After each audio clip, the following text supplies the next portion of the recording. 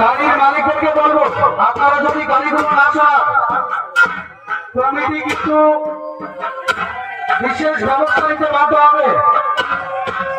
গাড়িগুলো সরাতে হবে। সন্ন্যাসী কোন রকম অসুবিধা হলে কমিটির পক্ষ থেকে গাড়ি এলাকার উদ্দেশ্যে বিশেষভাবে ব্যবস্থা নেওয়া হবে। কিন্তু